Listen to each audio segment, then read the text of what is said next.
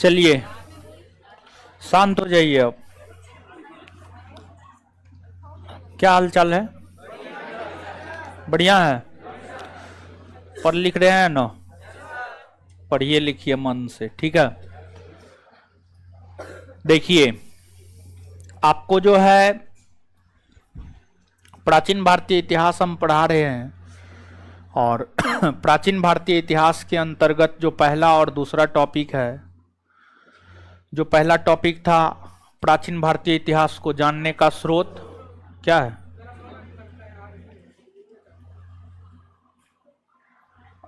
क्या अभी मिलेंगे? 7 बजे ट्रेन है। अच्छा रुकिए थोड़ा देर, बैठिए बैठिए, ऑफिस में बैठिए, हम आपको बुला लेते हैं, ठीक है। ऑफिस में बैठिए 5-10 मिनट।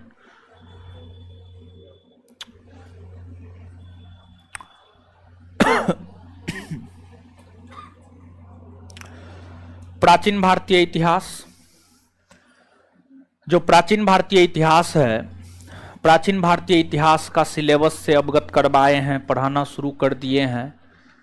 पहला चैप्टर है आपको प्राचीन भारतीय इतिहास को जानने का स्रोत।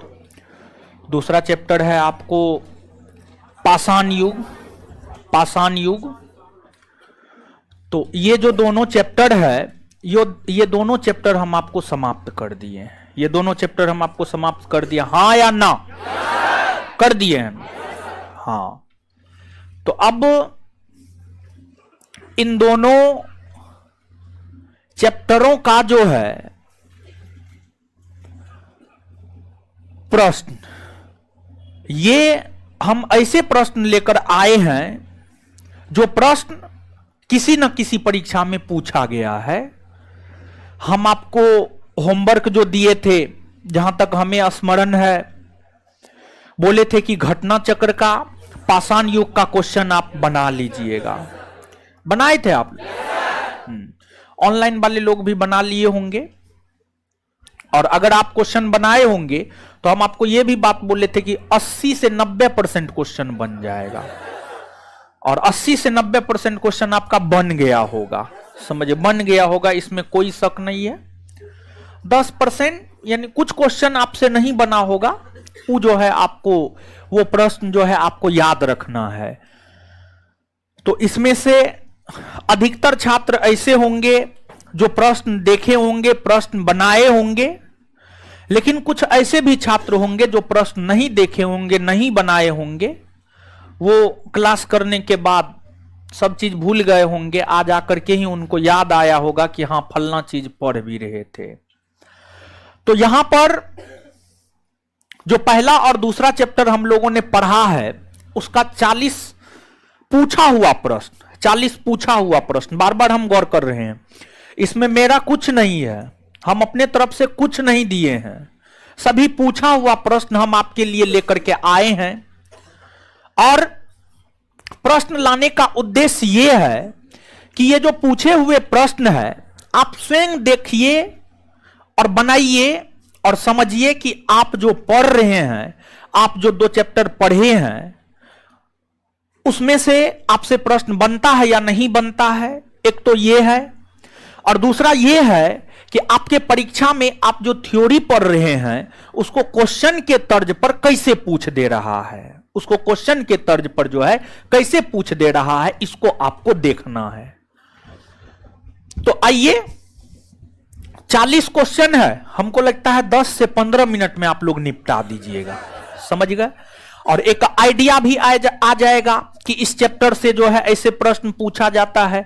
ऐसे तो लेक्चर के दौरान हम आपको बताते ही हैं, फलना प्रकार से क्वेश्चन पूछा जाता है, फलना चीज में फलना चीज याद रखना है, हर चीज से हम आपको लेक्चर के दौरान अवगत करवाते हैं, समझ गए। तो दोनों चैप्टर को पूरा का पूरा, कितने ऐसे लोग हैं जो पूरा का पूरा पढ़े? हाथ खड़ा कीजिए। तो चलिए, सब लोग हैं, मैक्सिमम लोग हैं जो भी यहां पर हैं। तो ठीक है, ऐसे ही लगातार क्लास रेगुलर कीजिए, समझिए, क्लास कभी भी अब्सेंट नहीं। फिलहाल तो ऑनलाइन चल रहा है, तो ऑनलाइन ही क्लास आप रेगुलर कीजिए, कभी भी छोड़िए नहीं, बासी नहीं छोड़िए। बासी चीज कैंसर का रूप धारण कर लेता है, तो बासी कभी नहीं छोड़ना है, चाहे पढ़ाई से रिलेटेड चीज हो या खाना हो, खाना भी बासी नहीं खाना चाहिए। चलिए, इतिहास के पिता की पदवी सही अर्थों में निम्न में से किससे किससे? हेरोडोटस से। हिस्टोरिका नामक ग्रंथ की रचना किसने? बात क्लियर है? पूछा हुआ क्वेश्चन, हम इसमें 40 क्वेश्चन किसी न किसी परीक्षा में पूछा है। देखिए, पूछा हुआ क्वेश्चन आप बना रहे हैं तो स्वाभाविक सी बात है आगे भी जो प्रश्न आएगा आप बना पाएंगे। ठीक है। मुद्रा राक्षस के लिए कौन है? विशाख दत्त है। इसमें थोड़ा दिमाग लगाइए। अमरकोश, कामसूत्र, मेघदूतम, मुद्रा राक्षस। निम्नलिखित साहित्य की शास्त्रीय पुस्तकों में से कौन गुप्त काल में लिखी गई थी? सब लिखा गया, सब टोटल, समझ गए? 1 2 3 4 सब, यानी आंसर क्या हो जाएगा? 1 2 3 तथा 4। अमरकोश के रचयिता अमर सिंह, कामसूत्र वात्सायन, मेघदूत काली, मुद्रा राक्षस विशाख दत्त। कुमार संभवम महाकाव्य, कुमार संभवम कालिदास ने लिखा है। कौन सी पुस्तक कालिदास द्वारा नहीं लिखी गई? कौन नहीं लिखा गया? मेघदूतम, कुमार संभवम, उत्तर रामचरित, ऋतु संहार। उत्तर रामचरित होगा ना? उत्तर रामचरित के रचयिता भावभूति। उत्तर रामचरित के रचयिता है भावभूति है। ठीक है, भावभूति है।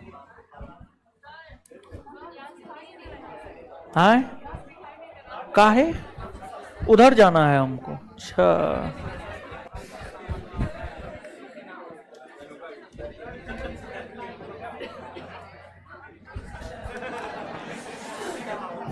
उत्तरी भारतीय शास्त्रीय संगीत का बाइबल ग्रंथ है, यानी जो भारतीय शास्त्रीय संगीत का बाइबल किसे कहा जाता है, यह पूछा जा रहा है। तो भारतीय शास्त्रीय संगीत का बाइबल जो है नाट्य शास्त्र को कहा जाता है। किसको? नाट्य शास्त्र को कहा जाता है। यह हम पढ़ाने के दौरान नहीं बताए हैं, लेकिन आगे हम आपको बताते। खैर कोई बात नहीं है, नहीं बताए हैं तो कोई बात नहीं है। नाट्य शास्त्र को कहा जाता है, और यह जो नाट्य शास्त्र है इसकी रचना आपको भरत मुनि ने किया है। किसने किया है? भरत मुनि ने किया है। और जब पिछला क्लास में हम क्वेश्चन डिस्कस करवा रहे थे तो क्वेश्चन डिस्कशन करवाने के क्रम में जो है हम आपको 8 शास्त्रीय नृत्य के विषय में बताए थे। 8 शास्त्रीय नृत्य के विषय में बताए थे, और कौन शास्त्रीय नृत्य किस क्षेत्र से संबंधित है यह भी बात हम आपको बताए। याद है कुछ कि खा पी करके पचाए? नहीं पचाए? हाँ, तो याद है तो जवाब दीजिए। मोहिनी अट्टम केरल का है ना? कथकली कुचिपुड़ी आंध्र प्रदेश। इसके बाद जो है आगे बताइएगा, ओडिसी, मणिपुरी, सत्रिया, असम, कथक। उत्तर भारत या उत्तर प्रदेश। नटबड़ी नृत्य किसे कहा जाता है? नटबड़ी नृत्य कथक को कहा जाता है, हाँ या ना? कहा जाता है ना? चलिए ठीक है, याद तो रखे हुए हैं आप लोग, बढ़िया विद्यार्थी हैं जी। चलिए सुमेलित कीजिए। पाणिनि ने कौन सा ग्रंथ लिखा? वात्सायन ने, चाणक्य ने, अर्थ कलहन ने, राज मिलाइए क्या हो? ए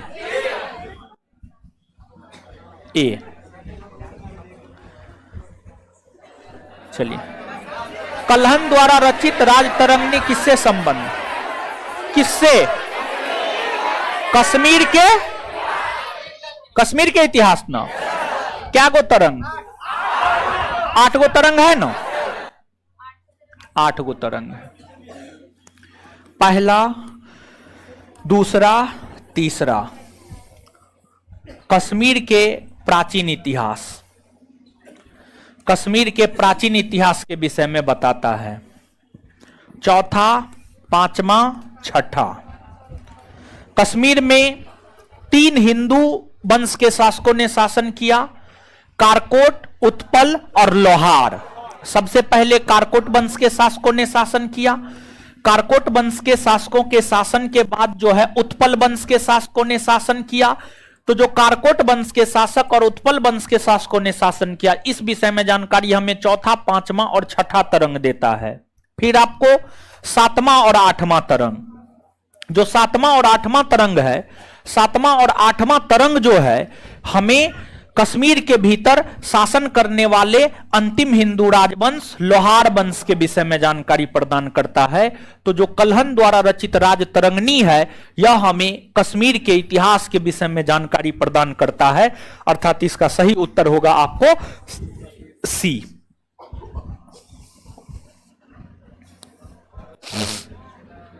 कल्हन की राजतरंगिणी की तरह एक इतिहास की पुस्तक गोडवाहो लिखी थी। किसने लिखी है? वाकपति ने, वाकपति ने लिखी है। और जो वाकपति था किसका दरबारी कवि था? हाँ, यशोवर्मन। किसका दरबारी कवि था? यशोवर्मन। और यशोवर्मन कहां का शासक? यशोवर्मन कन्नौज का शासक था। कहां का शासक था? कन्नौज। यशोवर्मन कन्नौज का शासक था। कन्नौज के शासक यशोवर्मन के विषय में जानकारी हमें वाकपति द्वारा रचित गोडवाहो पुस्तक देती है। बताए हैं ना जी? बताए हुए हैं, एकदम बताए हुए हैं। फटाफट जवाब देते जाइए। कल्हन द्वारा 8 होगा। नागानंद, रत्नावली और प्रियदर्शिका के लेख। वर्धन वंश का एक शासक था, उसका नाम था हर्षवर्धन। हर्षवर्धन विद्वान व्यक्ति था। उनका दरबारी कवि उनका दरबारी कवि जो है बाणभट्ट था। बाणभट्ट था उनका दरबारी कवि, बाणभट्ट था। और बाणभट्ट के द्वारा जो है हर्षचरित नामक ग्रंथ की रचना की गई थी। हर्षचरित और कादंबरी, हर्षचरित और कादंबरी। और जो बाणभट्ट ने हर्षचरित और कादंबरी नामक ग्रंथ की रचना की थी, उस ग्रंथ से हमें हर्षवर्धन के शासनकाल के विषय में जानकारी प्राप्त होती है। और हर्षवर्धन स्वयं भी विद्वान व्यक्ति था। हर्षवर्धन के द्वारा नागानंद, प्रियदर्शिका, रत्नावली नामक साहित्य की रचना की गई थी। यही आपसे पूछा गया है। आंसर हो जाएगा क्या? हर्षवर्धन। हर्षवर्धन। इसमें बिहार दरोगा का क्वेश्चन बैंक, जब हम बिहार दरोगा का क्वेश्चन बैंक जो आपको हम दिए हैं, जब आप पूरा क्वेश्चन बैंक देखिएगा तो उसमें इन तीनों में से कोई एक पुस्तक पूछा गया है।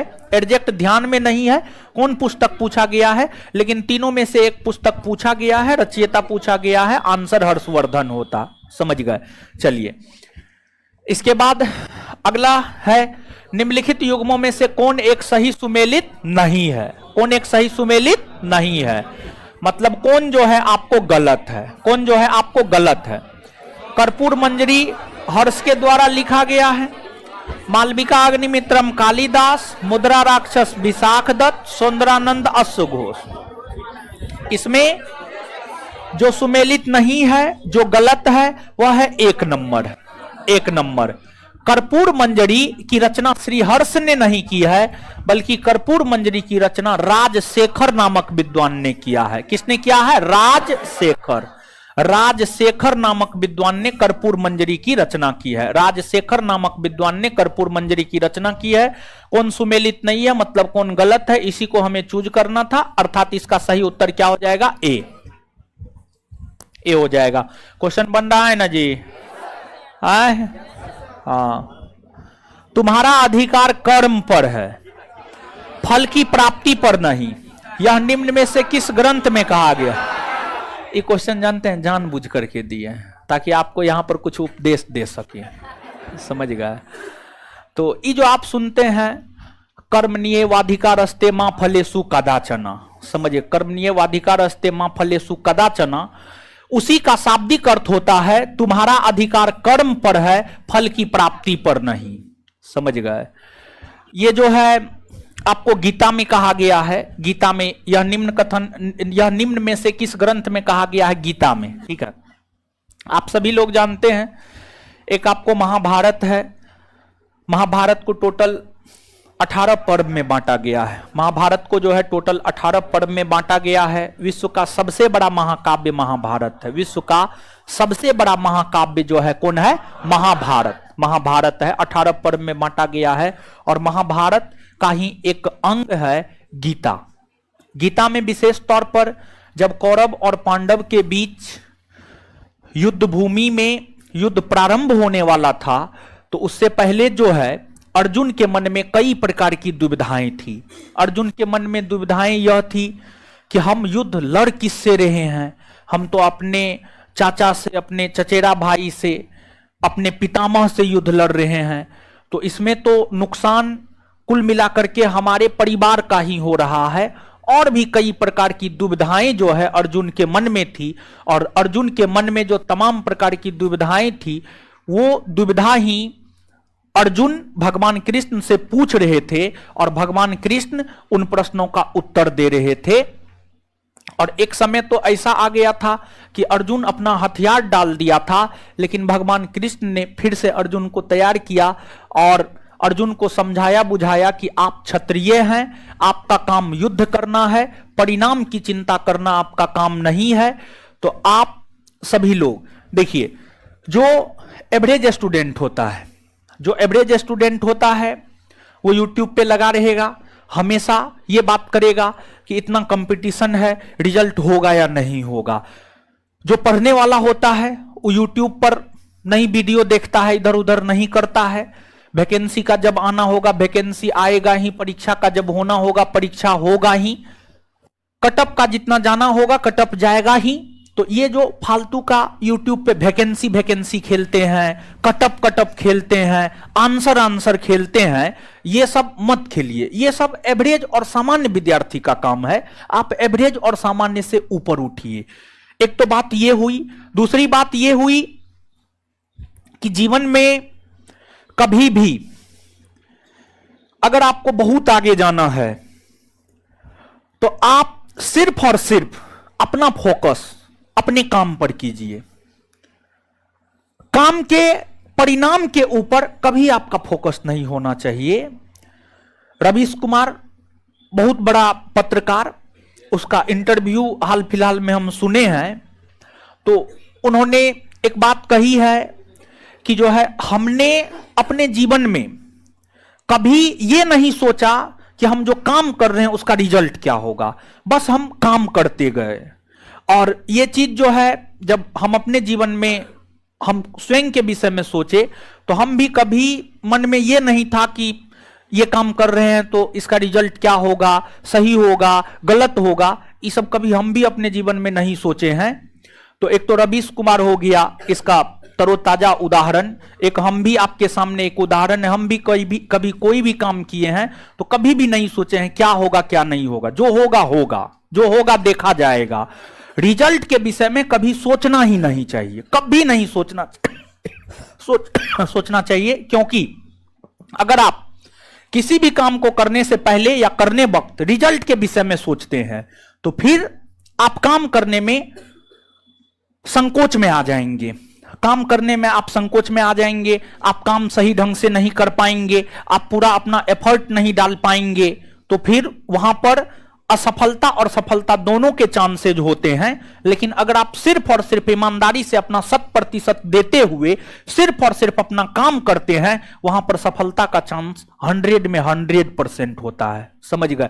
तो बिना परिणाम के चिंता किए हुए आपके हाथ में मेहनत करना है, रिजल्ट ले आना आपके हाथ में नहीं है। क्या आप नीतीश कुमार के दामाद हैं कि आप अपना फाइनल सिलेक्शन मेरिट लिस्ट में करवा लीजिएगा? नहीं, आप नीतीश कुमार के दामाद या आप नीतीश कुमार की बेटी नहीं हैं। समझ गए कि आप ऐसा कर सकते हैं। तो आपके हाथ में मेहनत करना है, आप जी जान लगा करके मेहनत कीजिए, जी जान लगा करके पूरे सिलेबस को पढ़िए, पूरे सिलेबस को याद करने का प्रयास कीजिए, रिजल्ट अपने आप हो जाएगा। रिजल्ट कैसे हो गया आपको पता भी नहीं चलेगा, समझ गए। तो सिर्फ अपने काम पर फोकस कीजिए, फालतू चीजों से बचिए और प्रयास कीजिए हमेशा रूम बंद करके रखने का। थोड़ा सा आप स्वार्थी बनिए स्टूडेंट लाइफ में। अगर आप स्वार्थी नहीं बनिएगा तो फिर आप बहुत आगे नहीं जा पाइएगा। अगर बहुत आगे जाना है तो आपको सेल्फिश बनना होगा। जब तक आप सेल्फिश नहीं बनेंगे कोई उपाय नहीं है। इस चीज को अपने जीवन में अपनाइए। सिर्फ ये कथा नहीं है, इस पर चल करके लोग बहुत आगे तक गए हैं, समझ गए। तो ये चीज है, तो याद रखिएगा। निम्नलिखित में से कौन सा जोड़ा सही सुमेलित नहीं है? ये क्वेश्चन जो है डेली टेस्ट सीरीज में भी हम दिए थे, कल परसों डेली टेस्ट सीरीज में दिए हुए हैं। लाइफ ऑफ वेन सॉन्ग हुइली ने लिखा है, द नेचुरल हिस्ट्री टॉलेमी ने लिखा है, नहीं, द नेचुरल हिस्ट्री प्लिनी ने लिखा है। किसने? प्लिनी ने लिखा है। और जो टॉलेमी है, टॉलेमी के द्वारा द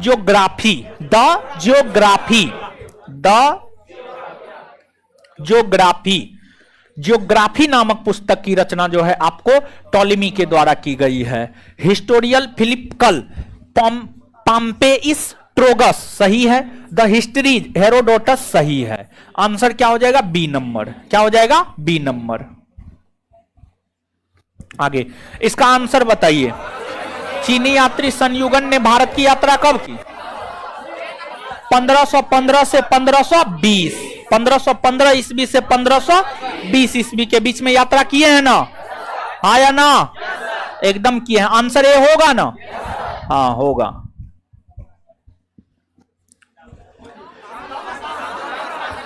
चालकोलिथिक युग कहा जाता? ताम्र पाषाण। ताम्र। भीमबेटका कहां?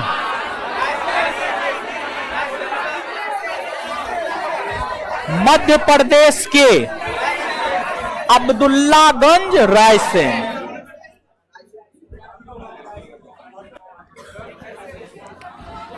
किस स्थान? मानव के साथ कुत्ता है? बुरजोम होगा ना? कहां है ये? जम्मू कश्मीर में है ना? गर्तावास का प्रमाण। हाँ, बुरजोम। मृदभांड का प्रमाण बुरजोम से मिला है ना? भारत में मानव का सर्वप्रथम कहां? नर्मदा घाटी। भारतीय पुरातत्व सर्वेक्षण संस्कृति मंत्रालय।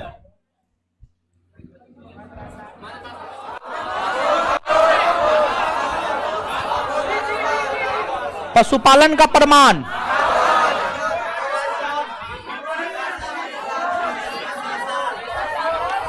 राजस्थान का बागौर।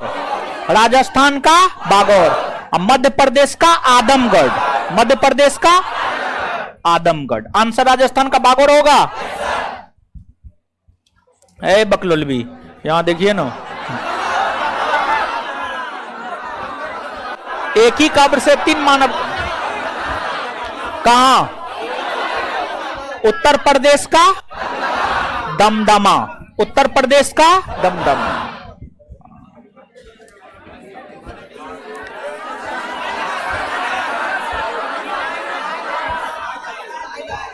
हड्डी से निर्मित आभूषण भारत में मध्य पाषाण काल के संदर्भ में कहां से प्राप्त हुए?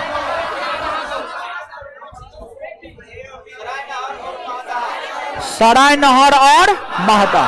सराय नहर और ए और बी दोनों हो सकता है।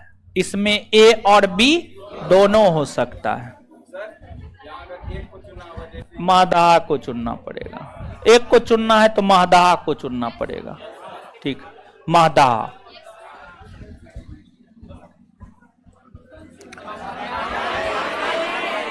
क्या होगा? क्या होगा? पानी नहीं ना, हाँ, दिमाग पे जोर नहीं ना पड़ रहा है। कोपेनहेगन संग्रहालय की सामग्री से पाषाण, कांस्य और लौह युग का त्रियुगीय विभाजन किया था थॉमसन ने। किसने? थॉमसन ने। उत्खनित प्रमाणों के अनुसार पशुपालन का प्रारंभ हुआ था। पशुपालन मध्य पाषाण, मध्य। यहां पर जवाब दीजिए तो फटाफट। आग की खोज कौन काल में? पूरा पाषाण। पशुपालन, कृषि, नौ पहिए का आविष्कार, नौ। अच्छा, सोहन संस्कृति किसे कहते हैं? पूरा सूक्ष्म पाषाण संस्कृति, मध्य पॉलिश्ड उपकरण संस्कृति, कृषि संस्कृति, मृदभांड संस्कृति। क्लियर है?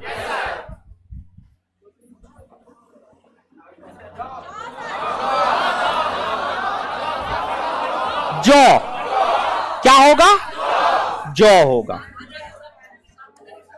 ध्यान दीजिएगा, कुछ किताब गेहूं भी लिखता है, लेकिन सबसे पहले जौ होगा 8000 ईस्वी पूर्व, 8000 ईस्वी पूर्व।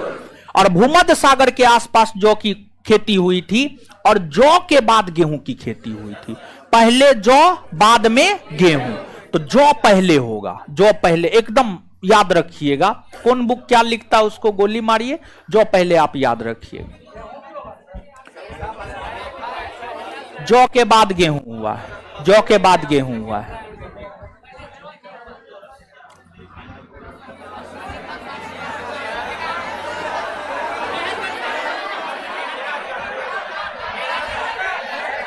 क्या होगा? मेहरगढ़ होगा ना?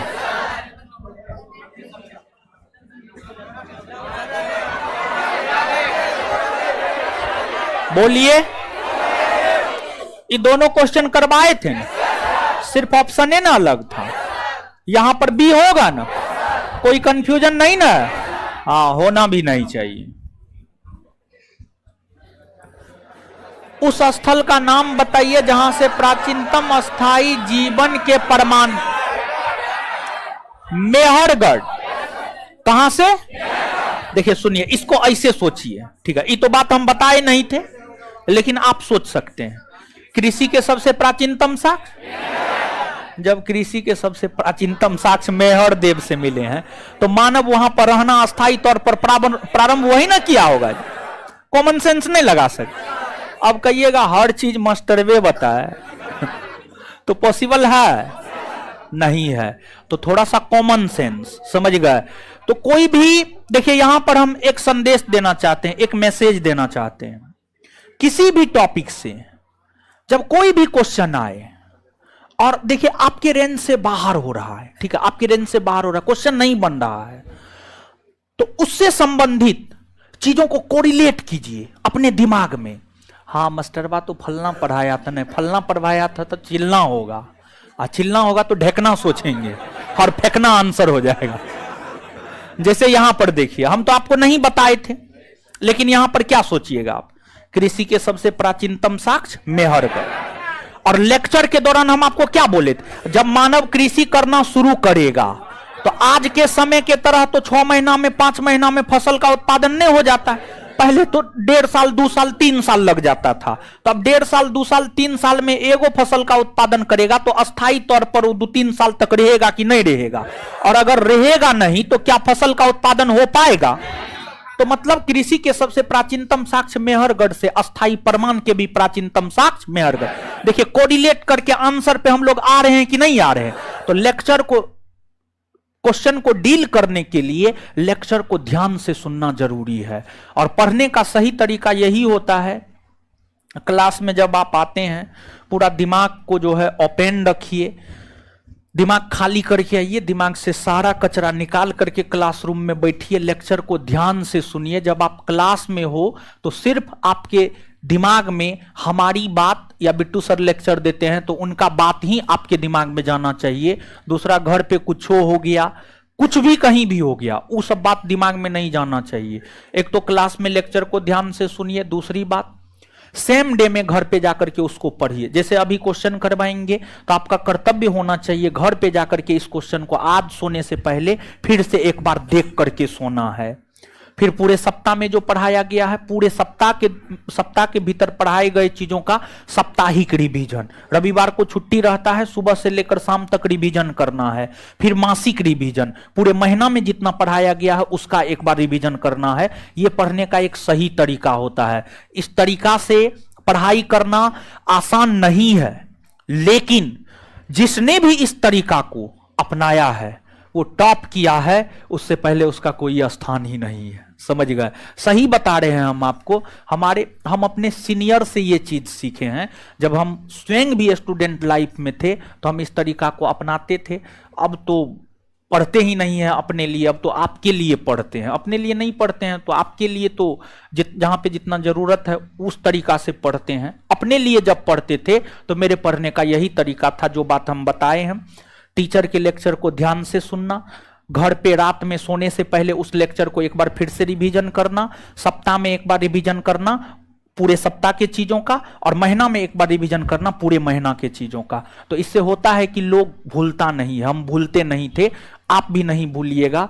तो आप जो है इस टेक्निक को अपनाइए, काफी बेहतरीन तकनीक है पढ़ने का। इससे बेहतर तकनीक कुछ हो ही नहीं सकता है। समझ गए? तो इसको अपनाइए आप लोग अपने जीवन में, ये अच्छी चीजें हैं। तो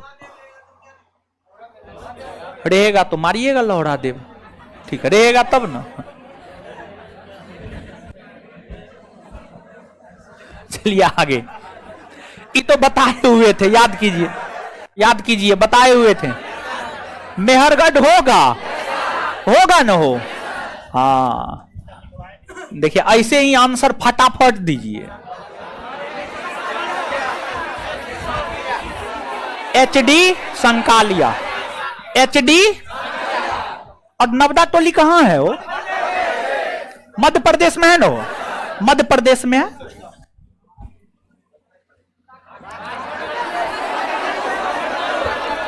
कहां है?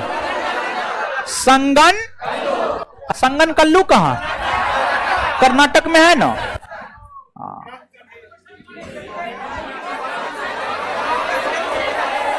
गुफाओं के शैल चित्र, गुफाओं के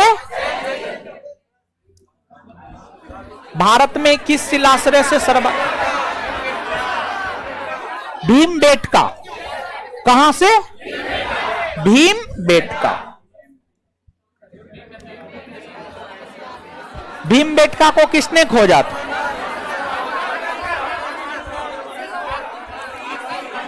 डॉक्टर विष्णुधर वाकनकर। डॉक्टर विष्णुधर वाकनकर, याद रख लीजिएगा। इसको थोड़ा समझना है, इसको ध्यान से सुनिए, समझिए। निम्नलिखित युग्मों पर विचार कीजिए। ऐतिहासिक स्थल और ख्याति का कारण। कौन सा ऐतिहासिक स्थल जो है किस कारण से प्रसिद्ध रहा है, किस कारण से चर्चा में रहा है? ठीक है। बुर्जहोम शैलकृत देव मंदिर ना, गलत है। गर्ताबास, मृदभान, मानव के साथ कुत्ता को दफना, ये सब बुर्जहोम से न मिला है। वो कोई देवी देवता का मंदिर थोड़े मिला, नहीं मिला, तो गलत है ना। चंद्रकेतुगढ़, चंद्रकेतुगढ़ जो है पश्चिम बंगाल में है। कहां पर है? पश्चिम बंगाल, पश्चिम बंगाल, वेस्ट बंगाल में है। और यह टेराकोटा कला के लिए प्रसिद्ध है। देखिए टेराकोटा मिट्टी का जो सूखी हुई मिट्टी, सॉरी मिट्टी का जो बर्तन बनाया जाता था, मिट्टी का जो बर्तन बनाया जाता था उसी से टेराकोटा कला का संबंध है। और मिट्टी के भारी मात्रा में बर्तन के प्रमाण जो है चंद्रकेतुगढ़ से मिला है, अर्थात चंद्रकेतुगढ़ टेराकोटा कला के लिए विख्यात है।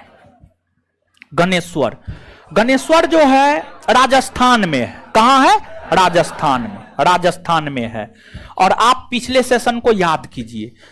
जब आप पिछले सेशन को याद करेंगे तो हम आपको बताए हुए थे कि राजस्थान के भीतर जो है बनास या आहार संस्कृति का उदय हुआ था, और आहार संस्कृति के अंतर्गत बनास नामक स्थल से भारी मात्रा में तांबा की प्राप्ति हुई थी। कौन चीज की? तांबा, जिस वजह से बनास को तांबवती भी कहा जाता है। तो राजस्थान में बहुत अधिक तांबा मिला है, और तांबा के जो है अलग अलग उपकरण और औजार बनाए जाते थे। तांबा के अलग अलग उपकरण और औजार बनाए जाते थे। तो तांबा के जो अलग अलग आकार के, स्वरूप के औजार और उपकरण बनाए जाते थे, उसी के लिए ताम्र कलाकृतियां शब्द का प्रयोग किया गया है। तो गणेश्वर राजस्थान में है, यहां से ताम्र कलाकृतियां, ये ताम्र कलाकृतियां के लिए विख्यात या प्रसिद्ध है। यह भी सही है। तो कौन कौन सा सही सुमेलित है? 2 और 3। विंध्य क्षेत्र के इस शिलाश्रय से सर्वाधिक मानव कंकाल मिले। लेखहिया, लेखहिया, यहां से जो है ना एक साथ 27 मानव कंकाल मिला है। 27, एक साथ 27 मानव कंकाल मिला है। 27, जैसे दमदमा से, उत्तर प्रदेश के दमदमा से एक साथ 3 मानव कंकाल मिला है ना, वैसे ही जो है विंध्य क्षेत्र मध्य प्रदेश में पड़ता है कि शिलाश्रय से सबसे ज्यादा सर्वाधिक मानव कंकाल मिला है, 27 मानव कंकाल। बोलिए। भारतीय पुरातत्व का जनक एलेक्जेंडर कनिंघम। राष्ट्रीय मानव संग्रहालय कहां है? इसे अभी किस नाम से जाना? इंदिरा गांधी राष्ट्रीय मानव। क्लियर है? तो ये 40 क्वेश्चन थे जो कि हम आपके लिए लेकर आए हुए थे। और इस क्वेश्चन की हम बात करें तो ऑनलाइन वाले छात्रों को हम बताते चले कि ये जो क्वेश्चन है, ये क्वेश्चन आपको संस्थान के एप्लीकेशन पर अपलोड कर दिया गया है। और साथ ही साथ इस भी बात से हम आपको अवगत करवा दे कि संस्थान का जो टेलीग्राम चैनल है, जिसमें 67,000 प्लस मेंबर है, वहां पर भी इस क्वेश्चन को हम अपलोड कर दिए हैं। समझ गए? वहां पर भी ये क्वेश्चन जो है आपको अपलोड है। तो आप इस क्वेश्चन को संस्थान के टेलीग्राम चैनल पर भी जाकर के देख सकते हैं। और इसमें हम अपना कोई दिमाग नहीं लगाए हैं। पिछला पूछा हुआ क्वेश्चन था, उसी को टाइप करवा करके जो है हम डाल दिए हैं। लेकिन जो प्राचीन भारतीय इतिहास का ऑब्जेक्टिव आपको दिया जाएगा, उसमें मेरा दिमाग लगा हुआ है। उसमें आपको 40 क्वेश्चन नहीं है, बल्कि पहला चैप्टर में हमको लगता है 91 क्वेश्चन। हाँ, जो भी क्वेश्चन है उसमें आप देखिएगा बहुत कुछ नया मिलेगा। समझ गए? चलिए, 2 चैप्टर पढ़ाए, दोनों चैप्टर का ऑब्जेक्टिव पूछा हुआ ला करके हम दिखा दिए कि देखिए आपको किस प्रकार से परीक्षा में क्वेश्चन पूछा जा रहा है। मतलब मेरे दिखाने का उद्देश्य ये था कि जो है आपको ये बताना था कि आप सही जा रहे हैं। ठीक है, आप सही जा रहे हैं, आप विश्वास हम पे कर सकते हैं। समझ गए? ये सब क्वेश्चन हमने बनाए हैं, अपना बोर्ड बनाया है। अब प्राचीन भारतीय इतिहास के अंतर्गत जो है, जो तीसरा चैप्टर, और अब मूल प्राचीन भारतीय इतिहास जो शुरू होने जा रहा है, उसमें हम पढ़ेंगे हड़प्पा सभ्यता। क्या? हड़प्पा सभ्यता। हड़प्पा सभ्यता। ठीक है, हड़प्पा सभ्यता। हड़प्पा सभ्यता। हड़प्पा सभ्यता। अब ध्यान दीजिएगा यहां पर। अब यहां से हम आपको कुछ लिखाने वाले नहीं है, एकाध गो पॉइंट लिखाने वाले हैं। ज्यादा 2, 4, 5, 10 पॉइंट लिखाएंगे, उससे ज्यादा नहीं लिखाएंगे। संस्थान के एप्लीकेशन पर प्राचीन भारतीय इतिहास का PDF नोट अपलोड कर दिया गया है आपके बैच में। ऑनलाइन वाले लोग अपने मोबाइल में डाउनलोड करके जो है किसी भी फोटो स्टेट के दुकान से जाकर निकाल लेंगे। ठीक है? इसके बाद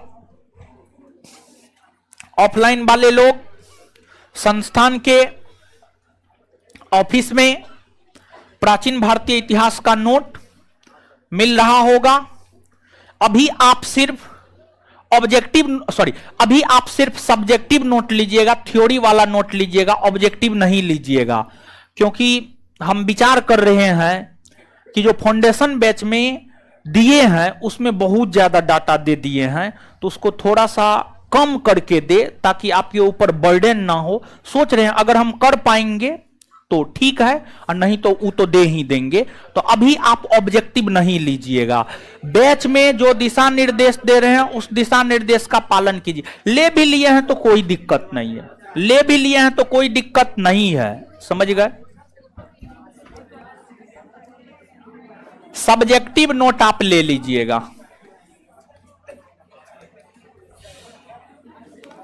प्राचीन भारतीय इतिहास का सब्जेक्टिव ले लीजिएगा। अब जैसे आप बायोलॉजी में नोट लिए हैं ना, बायोलॉजी शुरू हुआ है ना, वैसे ही जैसे बायोलॉजी की नोट को ऐसे करके रखते हैं, लेक्चर सुनना है लेक्चर सुनते हैं, या फिर उसको ऐसे निहारते रहते हैं, समझ गए। तो वैसे ही प्राचीन भारतीय इतिहास का भी नोट ले लेना है। लेक्चर सुनने का मन होगा सुनिएगा, नहीं तो उसको निहारते रहिएगा ऐसे, ठीक है। आपको जो है लेक्चर सुनना है, वो जो नोट दिया गया है किसी भी चैप्टर का, किसी भी सब्जेक्ट का, किसी भी सब्जेक्ट का, वो घर पे पढ़ने के लिए दिया जाता है, यहां पर देखने के लिए नहीं दिया जाता। घर पर, समझ गए। तो घर पे जाकर के जो है उसको देखिएगा। अब आते हैं हम लोग भारतीय इतिहास के, प्राचीन भारतीय इतिहास के एक महत्वपूर्ण चैप्टर हड़प्पा सभ्यता को पढ़ते हैं। हड़प्पा सभ्यता से बिहार दरोगा में किस प्रकार के प्रश्न पूछे गए हैं।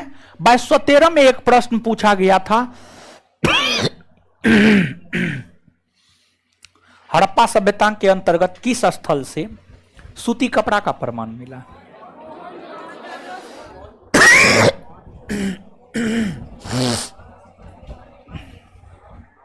चलिए, 2213 बिहार दरोगा में यह क्वेश्चन पूछा गया था, हड़प्पा सभ्यता के अंतर्गत किस स्थल से सूती कपड़ा के टुकड़े का प्रमाण मिला है, यह प्रश्न पूछा गया था। प्रश्न मूल तौर पर हड़प्पा सभ्यता से इसी प्रकार के पूछे जाते हैं। इसी प्रकार के प्रश्न जो है मूल तौर पर हड़प्पा सभ्यता से पूछे जाते हैं। अब अगर हम हड़प्पा सभ्यता की बात करें तो हड़प्पा सभ्यता विश्व के प्राचीनतम सभ्यताओं में से एक है। विश्व के प्राचीनतम सभ्यताओं में से एक है। और हाँ, वो जो कौन लड़का थे, किनका भाई था, क्या कोई बात था, कोई कुछ खास मिलना था, चले गए। अच्छा ठीक है, कोई बात, कोई खास बात था है आप ही को लेकर के। अच्छा ठीक है, कोई बात नहीं, हम आप पे पूरा ध्यान देंगे, आप एकदम चिंता मत कीजिए, समझ गए। इस बार जितना सीट देगा सब हम खरीदेंगे, आप लोग चिंता मत कीजिए, बैठिए। सब आप ही लोग के बीच वितरित करेंगे, दूसरे किसी को थोड़े देंगे, समझ गए। लेकिन आप लोग सिर्फ जितना कहते हैं उतना कीजिए ना महाराज, ठीक है। जितना सीट होगा सब टोटल खरीदेंगे, चिंता मत कीजिए। लेकिन जितना करवाते हैं उतना कीजिए तब, ऐसे थोड़े, ऐसे ना, समझ गए। अभी वीडियो जो है कोई वायरल नहीं कर दीजिएगा, अभी ये बोल दे रहे हैं। करबो कीजिएगा तो यहां तक जो बोले हैं वो करने वाली बात, यानी जितना करवाएंगे उतना, इतना के साथ कीजिएगा, तब कोई दिक्कत नहीं। चलिए,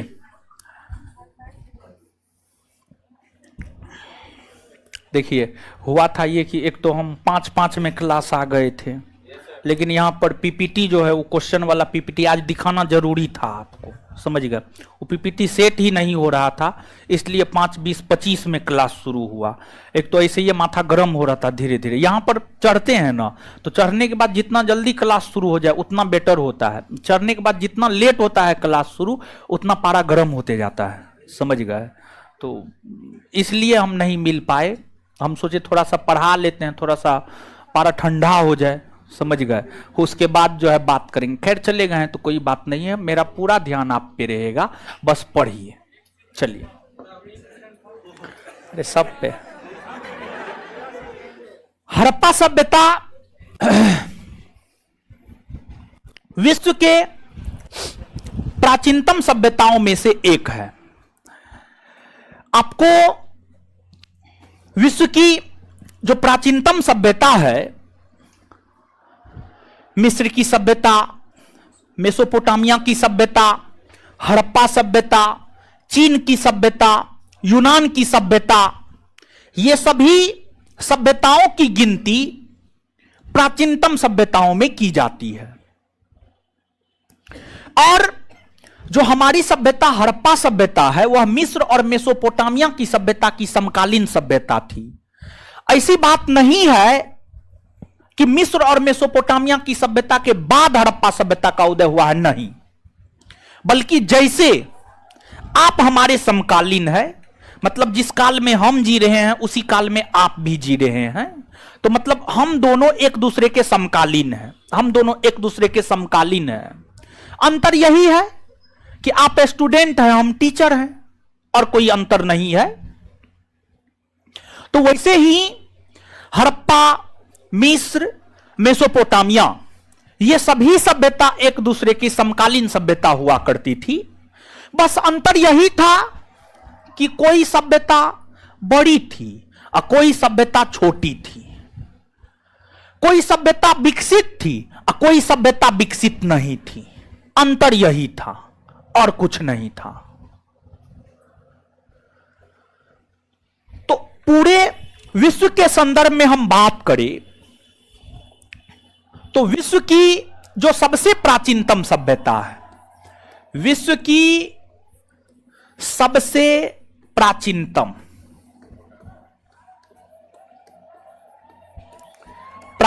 सभ्यता, विश्व की जो सबसे प्राचीनतम सभ्यता है वह है आपको मेसोपोटामिया की सभ्यता। क्या है आपको? मेसोपोटामिया, मेसोपोटामिया की सभ्यता, मेसोपोटामिया की सभ्यता। और देखिए, जो मेसोपोटामिया की सभ्यता है, इसे कई नामों से जाना जाता है। जैसे इसे ही सुमेरियन सभ्यता भी कहा जाता है, इसे ही जो है सुमेरियन सभ्यता भी कहा जाता है, सुमेरियन सभ्यता। और एक मजे की बात हम आपको बताते चले यहां पर कि मानव ने सर्वप्रथम लिखने का जो काम किया था, लिखने का काम, मतलब मानव सभ्य होना जो शुरू हुआ था। देखिए, लिखना पढ़ना जानना या लिखना पढ़ना शुरू कर देना, मतलब मानव सभ्य होने लगा है, मानव सभ्य होने लगा है, इसका यह मतलब होता है। सर्वप्रथम मेसोपोटामिया की सभ्यता या सुमेरियन सभ्यता के मानव ही लिखना शुरू किया था, अर्थात सभ्य होना शुरू किया था। तो जो लेखन कला का विकास है, लेखन कला का विकास सर्वप्रथम इसी सभ्यता में हुआ था, लेखन कला का विकास सर्वप्रथम इसी सभ्यता में हुआ था। और जो मेसोपोटामिया की सभ्यता का विकास है, वह आपको भारत है, यहां पर भारत के पश्चिम में आइएगा, पाकिस्तान, अफगानिस्तान, ईरान, इराक, समझ गए, ईरान, इराक। भारत के पश्चिमी भाग में जो आपको इराक है, भारत के पश्चिमी भाग में जो इराक है, इराक, इराक के भीतर ही मेसोपोटामिया की सभ्यता का विकास हुआ था। इराक, इराक के भीतर ही जो है मेसोपोटामिया की सभ्यता का विकास हुआ था। और इराक के भीतर मेसोपोटामिया की सभ्यता का विकास दजला और फरात नदी के तट पर हुआ था। दजला और फरात, दजला और फरात, दजला और फरात नदी के तट पर जो है इराक के भीतर मेसोपोटामिया की सभ्यता का विकास हुआ था, जो कि पहली सभ्यता है। कोई दिक्कत नहीं है, बोल रहे हैं ना सही। अब होता है कि देखिए दिमाग थोड़ा तेज चलता है, हाथ थोड़ा स्लो चलता है, तो दिमाग के अनुसार जो है ना चीज वहां पे लिखाता है, तो इसलिए थोड़ा सा वर्ड मिस्टेक होगा। आप लोग भी इतना बकलोल ना है कि उसको नहीं समझ पाइएगा। समझ जाते हैं ना जी? है, समझ जाते हैं ना? हाँ, दिखाई दे रहा है ना आपको? हाँ, दिखाई नहीं दे रहा है तो कल से यहां बैठिएगा, समझे? यहां से दिखाई देगा। चलिए अब आइएगा आगे। मेसोपोटामिया की सभ्यता के बाद विश्व की जो दूसरी सभ्यता है वह मिस्र की सभ्यता है। मिस्र की सभ्यता है, और जो मिस्र की सभ्यता है इसका विकास इजिप्ट यानी मिस्र में, इजिप्ट, मिस्र को ही इजिप्ट भी कहा जाता है या इजिप्ट को ही मिस्र भी कहा जाता है। यहां पर इजिप्ट है, ये साउथ अमेरिका महादेश है। इजिप्ट है, लीबिया है, अल्जीरिया है, ट्यूनिसिया है, मोरक्को है, ये तमाम देश है। इसमें जो है यहां पर जो है इजिप्ट है यानी मिस्र है। मिस्र के भीतर ही नील नदी के तट पर, मिस्र से होकर नील नदी गुजरती है, और जो नील नदी है आप सभी लोग जानते होंगे। ये सब चीज तो हमको लगता है हम बचपन में पढ़े थे। विश्व की सबसे लंबी नदी नील नदी, विश्व की सबसे लंबी नदी नील नदी, भारत की सबसे लंबी नदी गंगा नदी, भारत के प्रथम राष्ट्रपति, राज्यपाल, ये सब तो बचपन में पढ़ने को मिलता है, समझ गए? तो विश्व की जो सबसे लंबी नदी है वो नील नदी है। भले नील नदी कहां से उद्गम होती है, कहां से गुजरती है, ये सब बात बचपन में नहीं पता होता है, यही सब चीज अब पता करना है, समझ गए? तो यहां पर अफ्रीका महादेश में एक झील है विक्टोरिया झील, समझ गए? अफ्रीका महादेश में एक झील है विक्टोरिया झील। विक्टोरिया झील यहां पर है। विक्टोरिया झील से निकलती है नील नदी, उत्तर की ओर बहती है, समझ गए? उत्तर की ओर बहती है, सूडान में बहती हुई मिस्र में प्रवेश करती है, और मिस्र में बहती हुई मिस्र के तट पर ही अपना जल भूमध्य सागर में गिराती है। तो जो मिस्र की सभ्यता है इसका विकास मिस्र में नील नदी के तट पर हुआ है। मिस्र में नील नदी के तट पर हुआ है, यह दूसरी सभ्यता है। वहीं विश्व की जो तीसरी सभ्यता है, विश्व की तीसरी सभ्यता हमारी सभ्यता हड़प्पा सभ्यता है। विश्व की तीसरी सभ्यता हमारी सभ्यता मतलब भारत की सभ्यता हड़प्पा सभ्यता है। और जो हड़प्पा सभ्यता है, हड़प्पा सभ्यता का विकास भारत के उत्तरी पश्चिमी भाग में, उत्तर पूर्व तो इधर हो गया महाराज, इधर है उत्तरी पश्चिमी भाग में, भारत के उत्तरी पश्चिमी भाग में इस एरिया में जो है आपको हड़प्पा सभ्यता का विकास हुआ है। इस एरिया में आपको हड़प्पा सभ्यता का विकास हुआ है। हड़प्पा सभ्यता का विकास इस एरिया में हुआ है। और हड़प्पा सभ्यता भले ही काल यानी समय के दृष्टिकोण से विश्व की तीसरी सभ्यता रही हो, लेकिन क्षेत्रफल के आधार पर अगर आप देखेंगे तो क्षेत्रफल के आधार पर हड़प्पा सभ्यता अपने समकालीन सभी सभ्यताओं में सबसे बड़ी सभ्यता थी। सभी सभ्यताओं में सबसे बड़ी सभ्यता थी। मिस्र की सभ्यता से भी बड़ी थी, मेसोपोटामिया की सभ्यता से भी बड़ी थी। इनफैक्ट मिस्र और मेसोपोटामिया दोनों के क्षेत्रफल को मिला भी देते ना तो उससे भी ज्यादा बड़ी थी हमारी सभ्यता, हड़प्पा सभ्यता। तो आप अनुमान लगा सकते हैं कि कितना क्षेत्रफल रहा होगा। और आप अभी के संदर्भ में जो वर्तमान में पाकिस्तान है, पाकिस्तान से भी ज्यादा क्षेत्रफल हमारी सभ्यता हड़प्पा सभ्यता का था। पाकिस्तान का क्षेत्रफल है लगभग 8 लाख वर्ग किलोमीटर, 8 लाख वर्ग किलोमीटर से थोड़ा सा ज्यादा है। और हड़प्पा सभ्यता का जो क्षेत्रफल था 12,99,600 वर्ग किलोमीटर, यानी लगभग 13 लाख वर्ग किलोमीटर, लगभग 13 लाख वर्ग किलोमीटर। तो हड़प्पा सभ्यता का जो क्षेत्रफल था वह 12,99,600 वर्ग किलोमीटर, 12,99,600 वर्ग किलोमीटर, 12,99,600 वर्ग किलोमीटर हड़प्पा सभ्यता का क्षेत्रफल था। हड़प्पा सभ्यता का क्या था? क्षेत्रफल। और हड़प्पा सभ्यता अपनी समकालीन सभी सभ्यताओं में क्षेत्रफल के आधार पर सबसे बड़ी थी। बल्कि अपने समकालीन जो दो मिस्र और मेसोपोटामिया है, दोनों के क्षेत्रफल को मिला भी देते उससे भी ज्यादा बड़ी थी। और जो हड़प्पा सभ्यता थी, इसका विकास वर्तमान संदर्भ में विश्व के 3 देशों में देखने को मिलता है, विश्व के 3 देशों में। और जिस 3 देश में हड़प्पा सभ्यता का विस्तार देखने को मिलता है, वो 3 देश, एक भारत, दूसरा पाकिस्तान और तीसरा बांग्लादेश। भारत, पाकिस्तान और अफगानिस्तान, सॉरी बांग्लादेश नहीं, अफगानिस्तान। भारत, पाकिस्तान और अफगानिस्तान, सॉरी भारत, पाकिस्तान और अफगानिस्तान, भारत, पाकिस्तान और अफगानिस्तान। इन तीनों देशों में हड़प्पा सभ्यता का विस्तार देखने को मिलता है। देश के संदर्भ में तो हम लोगों ने जान लिया, इन तीनों देशों में देखने को मिलता है। यहां पर एक चीज और आप जानिए, जानने लायक बात है, गर्व की बात है ये अपने आप में, इसी वजह से यहां पर हम आपको बता रहे हैं। जब आप प्राचीन काल में जाइएगा ना, प्राचीन काल में,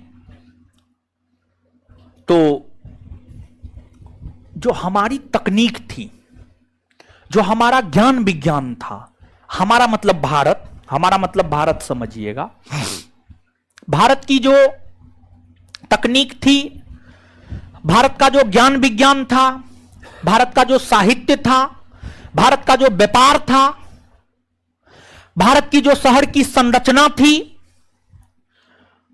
भारत की जो जल निकासी प्रणाली थी, भारत की जो सड़क प्रणाली थी,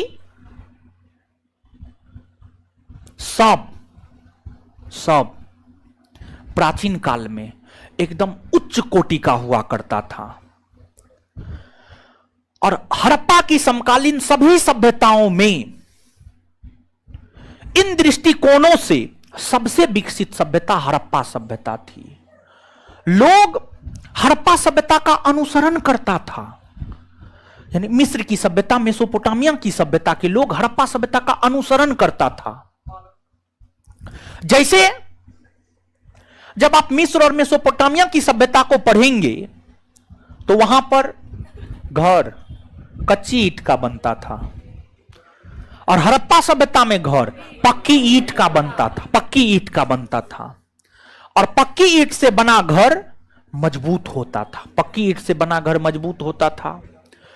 और हमारी यानी हड़प्पा सभ्यता की जो जल निकासी तकनीक थी एकदम अद्भुत और अजूबा थी। हमारी सड़क प्रणाली उस समय एकदम अद्भुत और अजूबा थी, एकदम चौड़ा चौड़ा सड़क हुआ करता था,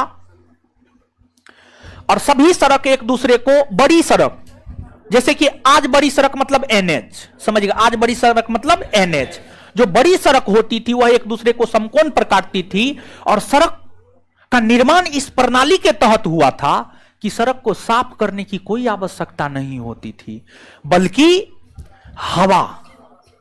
हवा जब चलती थी तो अपने साथ गंदगी भी बहा कर लेकर चली जाती थी। मतलब एक्स्ट्रा कर्मचारी सड़क की सफाई के लिए रखने की कोई आवश्यकता नहीं थी।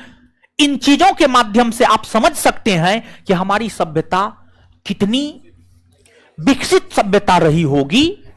तो ये तो अपने आप में गर्व की बात है कि ना, एकदम गर्व की बात है, समझ गए। मतलब पहले हम लोग ज्यादा विकसित थे, आज हम लोग कम विकसित हैं। आज हम लोग जो कम विकसित हैं भ्रष्टाचारी नेताओं के कारण। सब चीज तो उसी के हाथ में हम लोग दे दिए हैं, सब चीज उसी के हाथ में दे दिए हैं। एकदम कोई भी, मोदी हो, राहुल हो, कोई भी हो, तेजस्वी हो, नीतीश हो, मंगल पांडे हो, कोई भी हो, कोई भी नेता हो, कोई दूध का धोया हुआ ना है, सब भ्रष्टाचारी है, समझ गए। सब का अपना अपना, देखिए कोई भ्रष्टाचार अपने लिए करता है, कोई भ्रष्टाचार अपनी पार्टी के लिए करता है, कोई भ्रष्टाचार अपने परिवार के लिए करता है। भ्रष्टाचार लेकिन सब करता है। क्या मोदी भ्रष्टाचार नहीं कर रहा है? क्या आप बात करते हैं? आने दीजिए ना विपक्ष में, चाहे 5 साल के बाद विपक्ष में आए या 10 साल के बाद विपक्ष में आए, पता चल जाएगा कितना बड़ा भ्रष्टाचार हुआ है देश के भीतर। किसी भी पार्टी का पार्टी के भ्रष्टाचार के विषय में जानकारी तब लगती है जब वह राजनीतिक पार्टी विपक्ष में जाती है। जब उसका विरोधी पार्टी सत्ता में आता है तब भ्रष्टाचार का पता चलता है। मोदी जी भले अपने लिए भ्रष्टाचार नहीं कर रहे हैं या अपने परिवार के लिए नहीं कर रहे हैं, लेकिन अपनी पार्टी के लिए बहुत बड़ा भ्रष्टाचार कर रहे हैं। अपने पार्टी के लिए बहुत बड़ा भ्रष्टाचार कर रहे हैं। इतना बड़ा भ्रष्टाचार कर रहे हैं आप अनुमान तक नहीं लगा सकते हैं। 4 अन्ना का मुर्गी 12 अन्ना का मसल्ला, 500 करोड़ का कोई योजना है, उसमें 3000 करोड़ एडवर्टाइजमेंट पर खर्चा होता है, प्रचार पर खर्चा होता है। यानी 500 करोड़ फंड में गेवे किया है और 3000 प्रचारे में कि मोदी जी फल्ला कर रहे हैं, फल्ला कर रहे हैं। पूरे देश में पोस्टर छाप देगा, टेलीविजन पर चलेगा, रेडियो पर चलेगा। समझ गए? तो इससे बड़ा भ्रष्टाचार और क्या हो सकता है? समझ गए? चलिए कहां बह जाते हैं। चलिए अब पुनः हम लोग अपने टॉपिक के ऊपर लौटते हैं। जो हड़प्पा सभ्यता है, हड़प्पा सभ्यता के विषय में हम आपको यह बात बता रहे थे अभी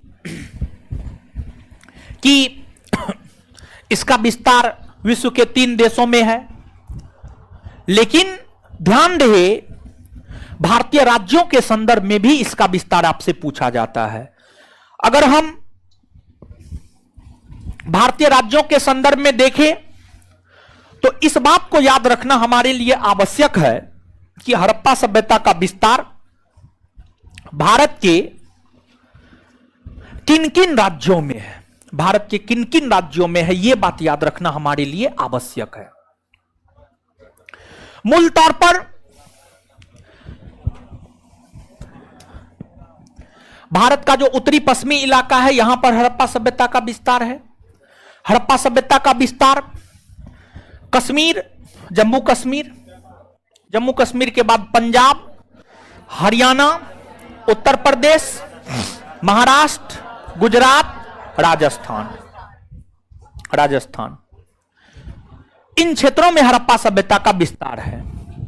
लेकिन ध्यान देने वाली बात यहां पर यह है,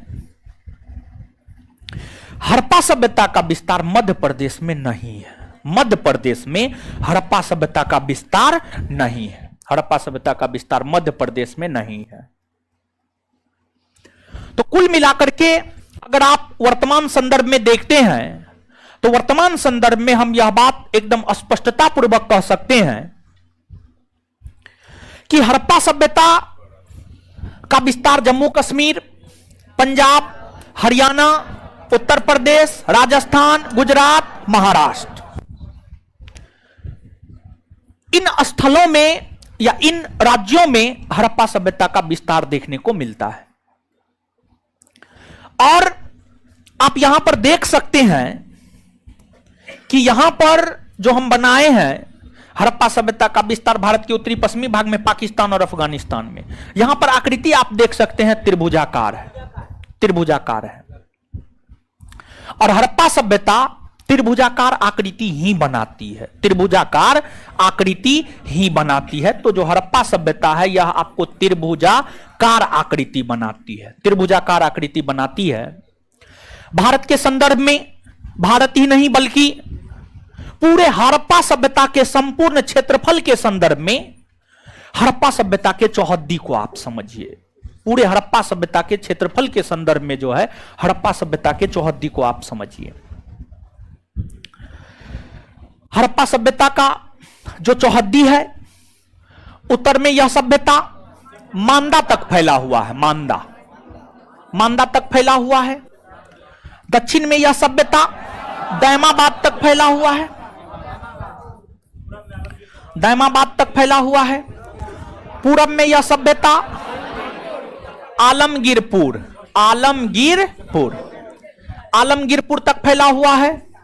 और पश्चिम में यह सभ्यता पाकिस्तान के बलूचिस्तान के सूत का गेंडौर, पाकिस्तान के बलूचिस्तान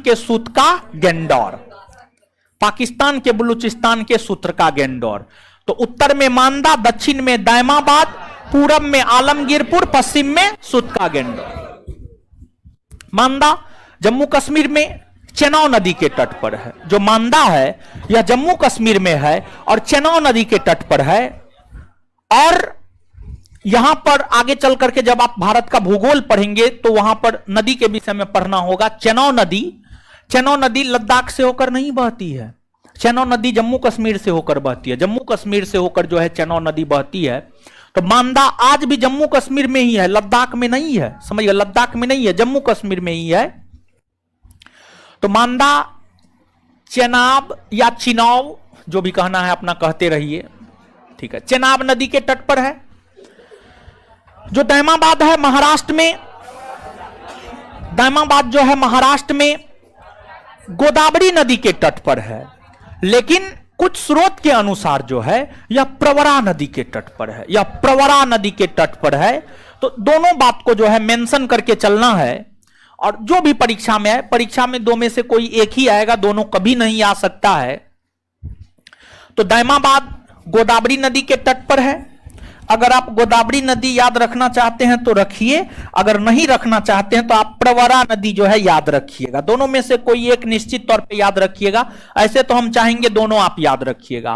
फिर जो आलमगीरपुर है उत्तर प्रदेश में है यह, और उत्तर प्रदेश में यह हिंडन नदी के तट पर है। कौन नदी के तट पर है? हिंडन नदी के तट पर।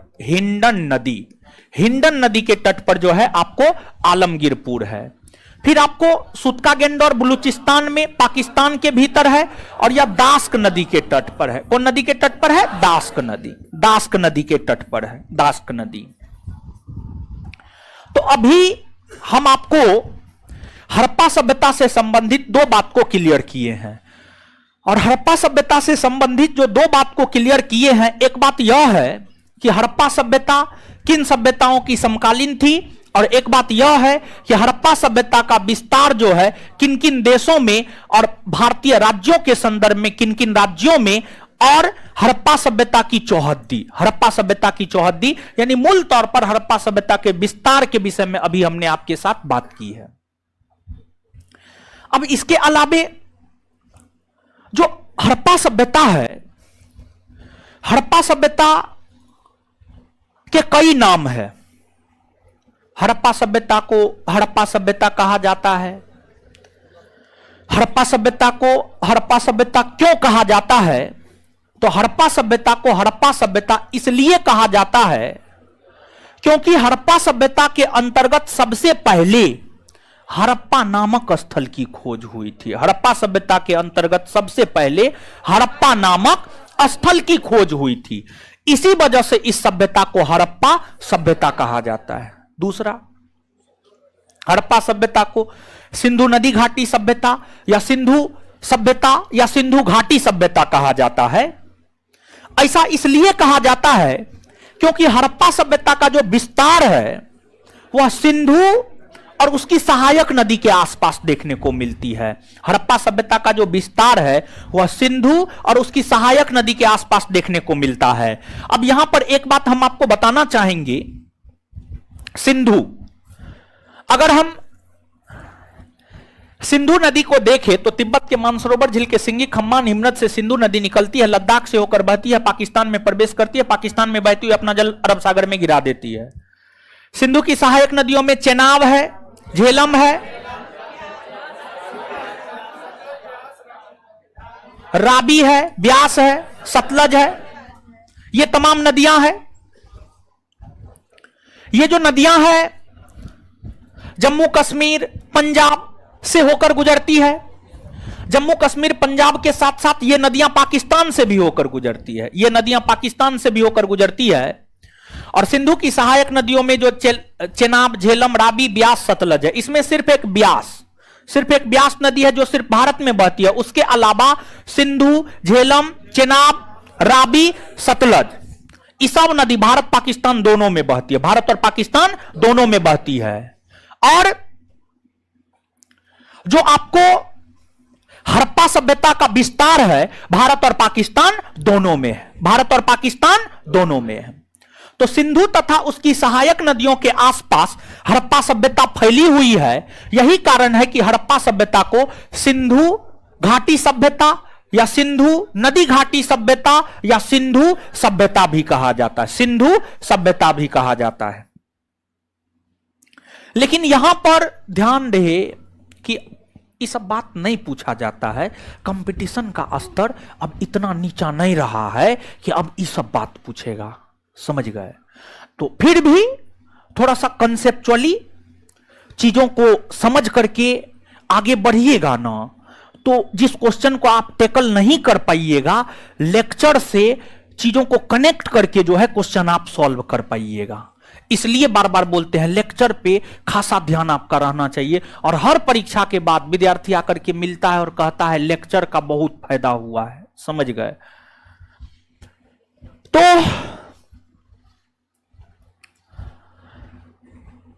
ये तो नाम के विषय में हुआ। इसके बाद हड़प्पा सभ्यता के खोज की हम बात करें तो हड़प्पा सभ्यता की जो खोज है पहली बार 1826 ईस्वी में चार्ल्स मेसन नामक विद्वान ने किया था। लेकिन चार्ल्स मेसन नामक विद्वान हड़प्पा सभ्यता को बहुत ज्यादा प्रकाश में नहीं ला पाए, हड़प्पा सभ्यता को बहुत ज्यादा प्रकाश में नहीं ला पाए। इसके बाद 20वीं शताब्दी के प्रारंभिक वर्षों में 20वीं शताब्दी के प्रारंभिक वर्षों में 1921 ईस्वी में सर जॉन मार्शल के दिशा निर्देशन में दयाराम साहनी ने हड़प्पा सभ्यता की खोज की, हड़प्पा सभ्यता का उजागर किया, हड़प्पा सभ्यता का उजागर किया। और हड़प्पा सभ्यता के उजागर या खोज का श्रेय सर दयाराम साहनी को जाता है। वहीं सर दयाराम साहनी ने जिसके दिशा निर्देशन में हड़प्पा सभ्यता की खोज की है उस विद्वान का नाम है sir John Marshall, sir John Marshall, sir John Marshall. तो यहां पर तीनों बात याद रखना है और तीनों प्रश्न पूछा गया है। क्वेश्चन बैंक पलट करके देखिएगा, घटना चक्र हम आपसे उठवाए हैं, घटना चक्र हम आपको होमवर्क के माध्यम से करवाएंगे। आप देखेंगे तीनों प्रकार के प्रश्न आपको मिल जाएंगे। हड़प्पा सभ्यता की खोज पहली बार किसने की है तो इसका उत्तर होगा चार्ल्स मेसन। फिर दूसरा जो है हड़प्पा सभ्यता की खोज किसके दिशा निर्देशन में हुआ है तो सर जॉन मार्शल। और हड़प्पा सभ्यता के खोजकर्ता कौन है तो दयाराम साहनी, दयाराम साहनी। तो तीनों प्रकार के प्रश्न जो है आपको देखने को मिल जाएगा। तो तीनों बात आप याद रखिएगा। इसके बाद हड़प्पा सभ्यता के काल निर्धारण, हड़प्पा सभ्यता के काल निर्धारण को लेकर विद्वानों के बीच विवाद है। अलग अलग विद्वान हड़प्पा सभ्यता का काल निर्धारण अलग अलग वर्ष करते हैं। जैसे सर जॉन मार्शल है, सर जॉन मार्शल का मानना है हड़प्पा सभ्यता का जो काल है 3250 ईस्वी पूर्व से 2750 ईस्वी पूर्व। अर्नेस्ट मैके है, उनका मानना है 2800 ईस्वी पूर्व से 2500 ईस्वी पूर्व। फिर मार्टिमर व्हीलर है, उनका मानना है 2500 ईस्वी पूर्व से 1700 ईस्वी पूर्व, 1700 ईस्वी पूर्व। खैर इस विवाद में आपको नहीं पढ़ना है, आप मेंस नहीं लिखने जा रहे हैं कि आपको इस विवाद में पढ़ना है। बीपीएससी या यूपीएससी का मेंस नहीं लिखने जा रहे हैं आप। तो ये तो विद्वानों की अपनी अलग अलग राय है, नोट में लिख दिए हैं। लेकिन इस बात को याद रखने की कतई कोई आवश्यकता नहीं है। लेकिन ध्यान रहे हड़प्पा सभ्यता का सामान्य काल क्या है। हड़प्पा सभ्यता का जो सामान्य काल है जो आपके नोट में दिया गया है 2500 ईस्वी पूर्व से 1900 ईस्वी पूर्व, 2500 ईस्वी पूर्व से 1900 ईस्वी पूर्व हड़प्पा सभ्यता का सामान्य काल है। अधिकतर विद्वान इसी बात से सहमत है। हाय हाय पहले, अच्छा ठीक है, पहले क्या दे रहा है आगे बात कर रहे हैं, ठीक है। देखिए ध्यान दीजिएगा, हड़प्पा सभ्यता का जो सामान्य काल है और प्राचीन भारतीय इतिहास में हम आपको पहले भी क्लास में बोले हैं, अभी तुरंत भी हम आपको बोल रहे हैं, ठीक है। लंबे कालखंड में 50-100 वर्ष का अंतर रहेगा। अलग अलग बुक पढ़िएगा, अलग अलग डाटा देगा, अलग अलग बुक में अलग अलग डाटा देता है। 50-100 बरस, 2 बरस, 5 बरस, 10 बरस का अंतर रहेगा। इसमें चक्कर में नहीं पड़ना है कि फलना गलत है फलना सही है, चिलना गलत है चिलना सही है, नहीं, इसमें नहीं पड़िएगा। जो विवादित चीज है वहां से क्वेश्चन नहीं आता है, और जो क्वेश्चन आता है उसका एग्जैक्ट आंसर हम आपको बताते चलेंगे। आपको एकदम से टेंशन नहीं लेना है, लेकिन लेक्चर सुनते सुनते जो है लोग नींद का भी मजा ले रहे हैं। अच्छा, सोइए नहीं महाराज, आप चश्मा टोपी, आपके बगल वाला वो सो रहा था, बीच बीच में वो झपकी मारता है वो झपकी, ठीक है। हाँ, उधर आपके पीछे वो लड़का, हाँ, वो भी झपकी मारता है, ठीक है। अरे आंख खराब नहीं हुआ है मेरा जी, अभी हम भी जवान है, हमारा आंख भी जवान है, समझे। हमको बहुत दिखाई देता है। अभी पीछे में लड़का कौन खैनी खा रहा है, हम नीचे में यो देख रहे हैं। पीछे का लड़का सब क्या करता है, चुनौती लेके आता है, निकाल लेता है, मुंह ऐसे करेगा। तो खैर कोई बात नहीं है, खैनी चार्जिंग का काम करता है, खाइए आराम से, कोई दिक्कत नहीं, लेकिन सोइए नहीं। चलिए, बड़ी दिक्कत है, आप लोग सोने लगते हैं। हो बताइए, ऐसे में कैसे हम लेक्चर दे पाएंगे, ठीक है। भारी दिक्कत है आप लोग के साथ, वाह महाराज।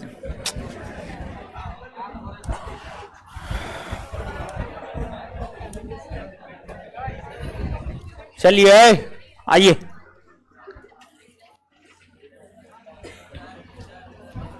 आइए याद कीजिए, शांत रहिएगा।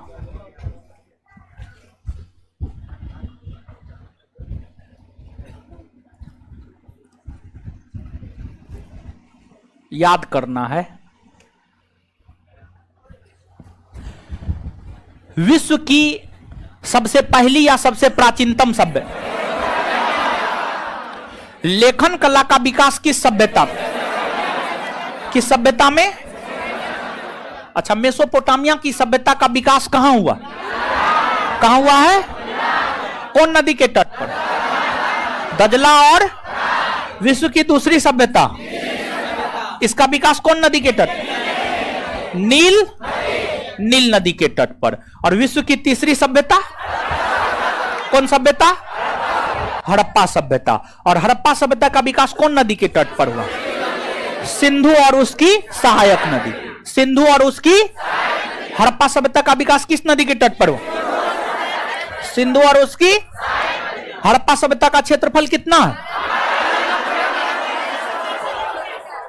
प्राचीनतम सभी सभ्यताओं में क्षेत्रफल के आधार पर सबसे बड़ी सभ्यता, क्षेत्रफल के आधार पर सबसे बड़ी हड़प्पा न। और इसके बाद जो है हड़प्पा सभ्यता की आकृति कैसी है? आकृति त्रिभुजाकार है। हड़प्पा सभ्यता का विस्तार जो है कितने देशों में? कितने देशों में? कौन कौन? भारत, पाकिस्तान और अफगानिस्तान न। चलिए ठीक है। इसके बाद आगे बताइएगा, वर्तमान में भारत के किन राज्य या किन केंद्र शासित प्रदेशों में हड़प्पा सभ्यता का विस्तार है? पहला जम्मू कश्मीर, दूसरा पंजाब, तीसरा हरियाणा, चौथा राजस्थान, पांचवा, छठा, सातवां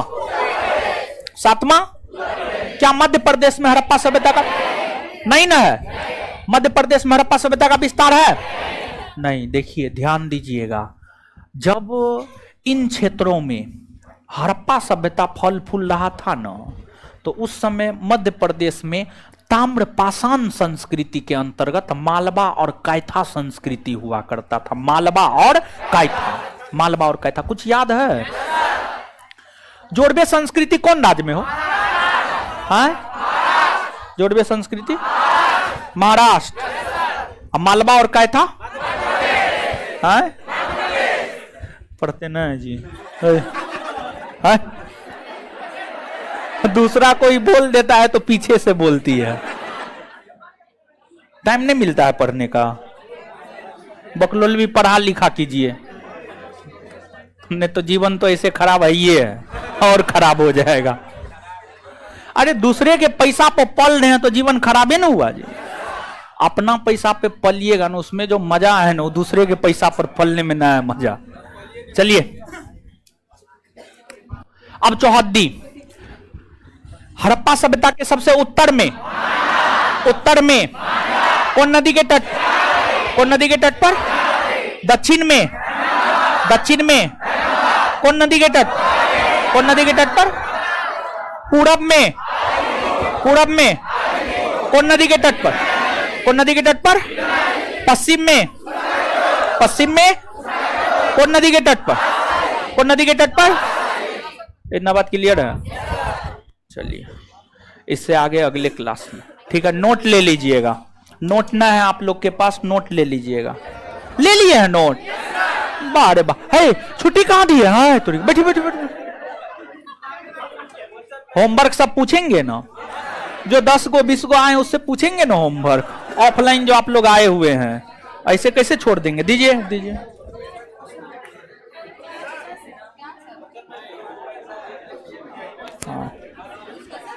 हाँ डिस्कशन है। चलिए शांत रहिए। ऑनलाइन वाले लोग भी जवाब दीजिएगा, जो जवाब देगा उसका नाम बोलिएगा हमको। होमवर्क दिए थे ना? घटना चक्र वाला तो करवा ही ना दिए हैं। घटना चक्र आप पूछना कोई जरूरत है हो? नहीं ना है, याद हो गया नो चैप्टर, क्लियर है ना? शनिवार को जो टेस्ट हुआ था उसका डिस्कशन आप लोग ले लिए थे ना? काहे ने लिए? नहीं लिए थे तो हम ठेका थोड़े लिए हैं, उस रोज टेस्ट देने के लिए आइए तब मिलेगा, समझे? लिए थे या नहीं लिए थे फटा दीजिए। सब तो आई कार्ड चेक करके नहीं एंट्री हुआ है सबका। हाँ सब तो एडमिशने वाला होगा, बहुत दिन से फटा नहीं चला है।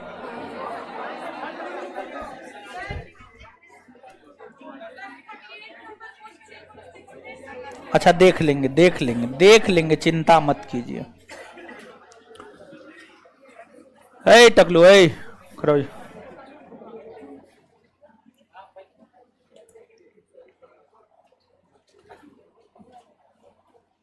मेहसाना किस जानवर का नस्ल है? भैंस का। अच्छा पूगा घाटी कहाँ है? पूगा घाटी है? मणिकरण और ज्वालामुखी। ताता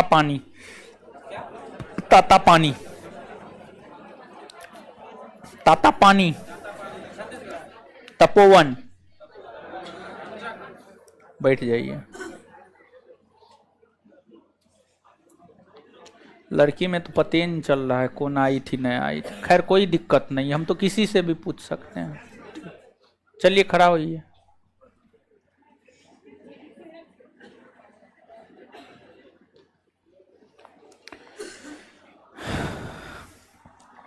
क्षेत्रीय परिषद का गठन कब हुआ है?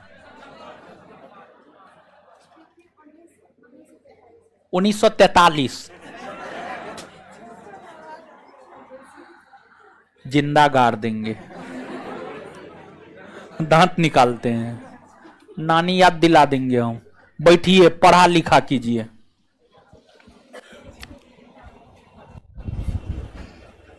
राष्ट्रीय महिला आयोग का गठन कब हुआ? जनवरी 1992। राष्ट्रीय अल्पसंख्यक आयोग का गठन 1900। सतर्कता आयोग का गठन, केंद्रीय सूचना आयोग का गठन 2005। बाल अधिकार संरक्षण आयोग का 2007। बहुत बढ़िया। तो रिका आप लोग तो रास्ते पे हैं, हमको जाने दीजिए ना, थोड़ा सा पीछे भी पूछेंगे। थोड़ा आगे हो जाइए, थोड़ा आगे होइए। बड़ी कष्ट है जीवन में, समझे? क्या कीजिएगा।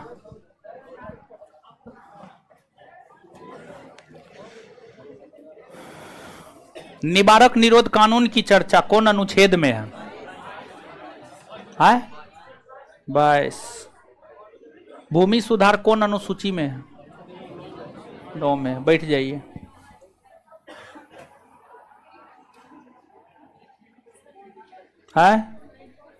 क्या काहे ना आए थे? ये सब हम शिकायत नहीं सुनेंगे, क्या हुआ नहीं हुआ, हमको मेरा होमवर्क होना चाहिए। बैठ जाइए।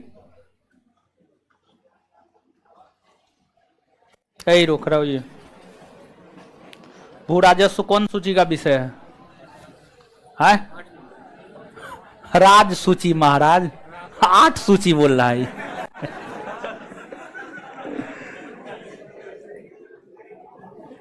दूरी मापने की सबसे छोटी इकाई है, सबसे बड़ी पारसेक। आप थोड़े बोल रहे हैं, बाद बाकी लोग बोला है, पढ़ते उड़ते ना हई जिंदा गाड़ देंगे जी।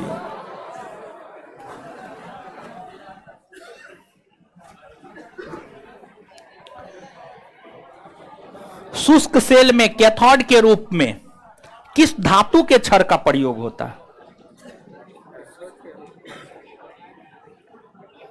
शुष्क सेल में कैथोड के रूप में किस धातु का प्रयोग होता है? किस धातु के क्षण का प्रयोग होता है? क्या होगा उत्तर? जस्ता ना, जस्ता, जिंक, जिंक ना। तो आप थोड़े बोले हैं, शर्म होता है? कहां होता है? आप तो हंस रहे हैं, जवाब भी नहीं दिया, हंस भी रहे हैं। बताइए, बेशर्मा है, इसको मारने से कोई फायदा है? कोई फायदा नहीं। बैठिए बैठिए बैठिए, आपको हम नहीं मारेंगे, आपको जीवन में कभी हम नहीं मारेंगे। बेशर्मा लोग को हम नहीं कुछ कहते हैं। खड़ा हो जाइए।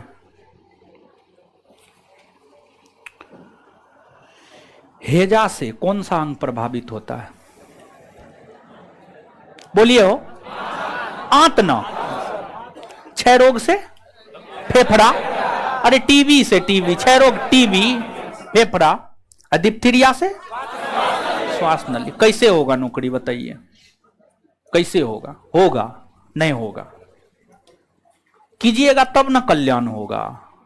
ठीक है, ऐसे थोड़ी कृपा आता है, ऐसे कृपा नहीं आना शुरू होता है। मेहनत करने के बाद कृपा आना शुरू होता है, मतलब रिजल्ट होना शुरू होता है।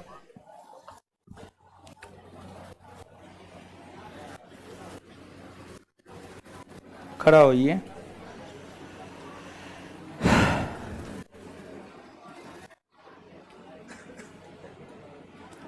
प्रोटीन की फैक्ट्री किसे कहा जाता है?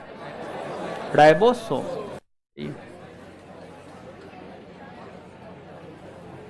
फीमर नामक हड्डी कहां पाई जाती है? मेलियस इनकस स्टेप्स नामक हड्डी कहां पाई जाती है? बैठिए।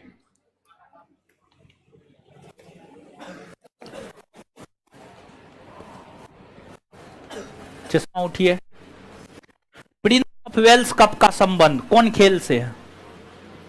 प्रिंस ऑफ वेल्स कप कौन चीज से है?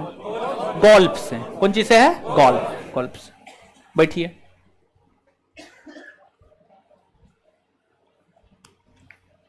गामा किरण की खोज किसने की है? Paul Willard. Paul Willard. बैठ जाइए। चलिए, यही न था होमवर्क, और कुछ नहीं न था? चलिए अब सुनिए हो। हाँ जी, हाँ जी, हाँ जी। ये किनका है? ये किनका है? दीजिए तो आगे। हाँ, कॉपी दीजिए तो। अच्छा, देखते हैं। कॉपी दीजिए तो, जितना लिखा आए हैं।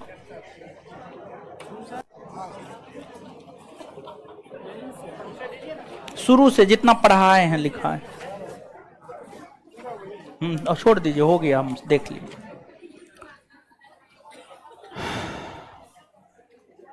चलिए खड़ा हो जाइए।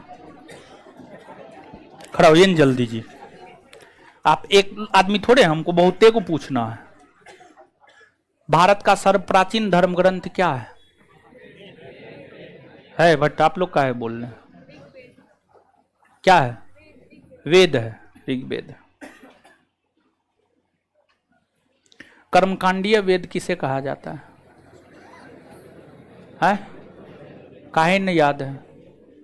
मोटका पहन करके आते हैं। ठीक है, ये भी हंस रही है, बेशर्माई है, एकदम निर्लज पतित बेहया। जो कहना है कह लीजिए। एक तो जवाब नहीं देती है, ऊपर से दांत निकालती है। समझ गए? दांत निकालिएगा तो उससे क्या हम छोड़ देंगे आपको, दांत तोड़ देंगे हम। समझ गए? बैठ जाइए। तुम निर्लजा ही सब है।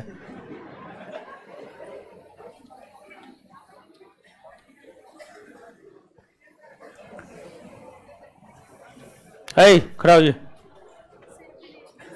आए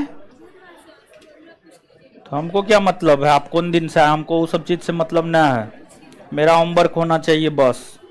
अभिलेख का अध्ययन क्या कहलाता है? एपिग्राफी। सिक्का का अध्ययन? भारत में सबसे पहले अभिलेख कौन शासक जारी किया था?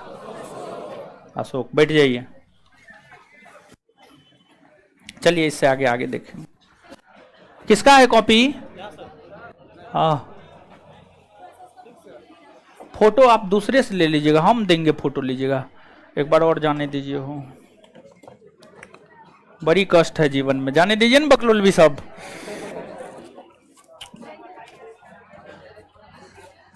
ये सबको बीच में बैठाना जो है ना, पाप करना है, समझ। चलिए, ये सब जवाब दे रहा था जी? हाँ, सब जवाब दे रहा है। चलिए आगे होमवर्क है, सुनिए। इतिहास पढ़ा रहे हैं ना हो? इतिहास में तो जैसे जैसे चैप्टर क्लियर होते जाएगा तो घटना चक्र हम आपको करवाते जाएंगे, ठीक है? अब इतिहास के बाद जो है होमवर्क सीरीज शुरू करते हैं, और होमवर्क सीरीज जो है हर बैच में घटना चक्र से शुरू किए हुए हैं। तो जो है आपके बैच में हम चाह रहे हैं कि पॉलिटी से शुरू करें होमवर्क। पॉलिटी, भारतीय राज व्यवस्था। सब लोग भारतीय राज व्यवस्था का घटना चक्र खरीद लीजिएगा। भारतीय राज व्यवस्था का घटना चक्र खरीद लीजिएगा। और भारतीय राज व्यवस्था का बुक है किसी के पास अभी घटना चक्र का? अभी है? अभी है? अभी दीजिए तो, दीजिए। अरे पढ़ने वाला बहुत है वो। हाँ, अरे बकलोल भारतीय राज व्यवस्था का पूछ रहे हैं। भारतीय राज व्यवस्था का बुक है ना? है घरे पर तो सबको होगा। उसका जो है विषय सूची देखना था। सुनिए, विषय सूची हमको भी ध्यान में नहीं आ रहा है कि पहला चैप्टर कौन है।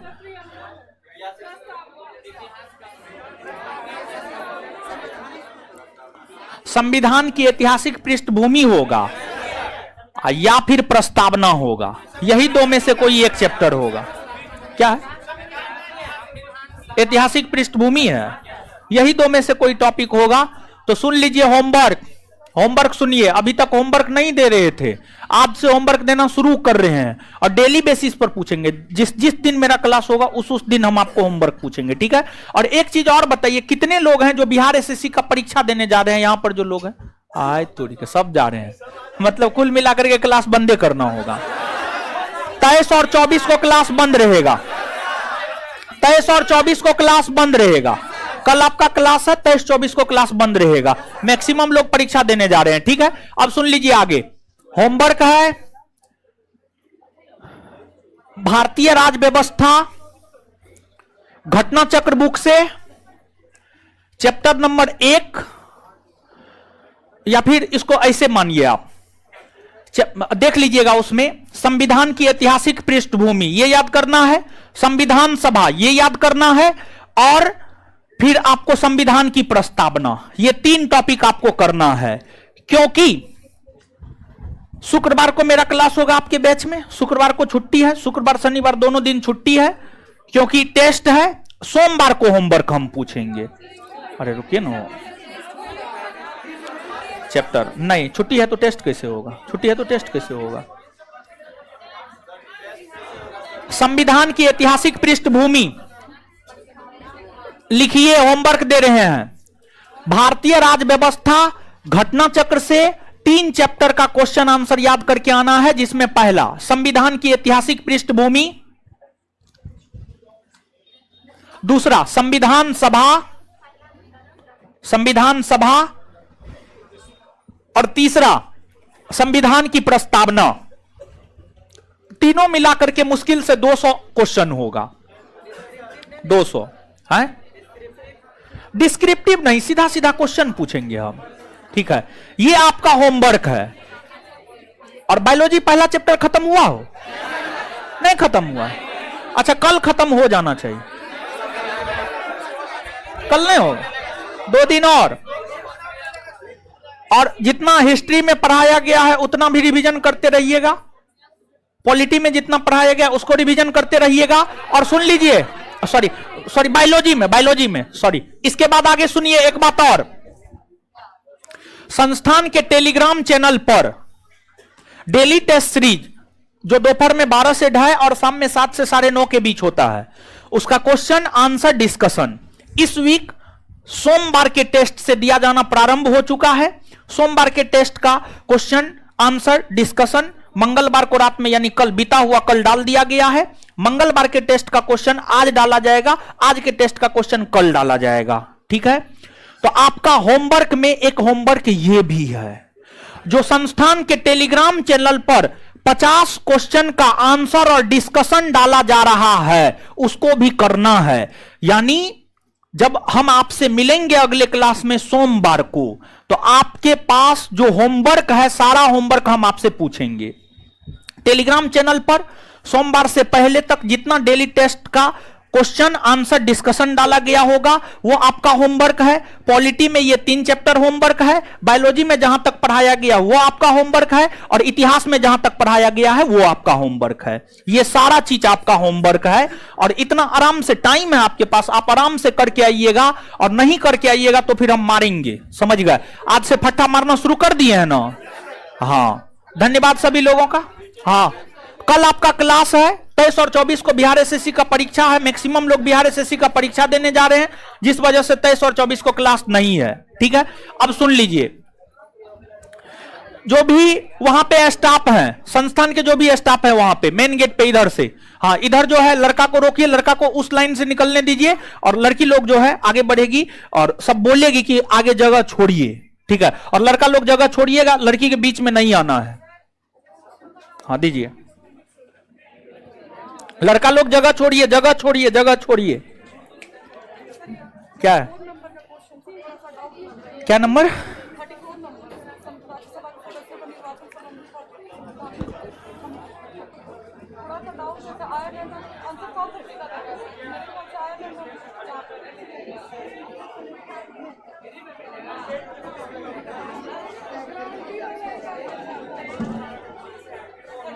ठीक है डी, ठीक है, ठीक है, हाँ एकदम ठीक है। क्या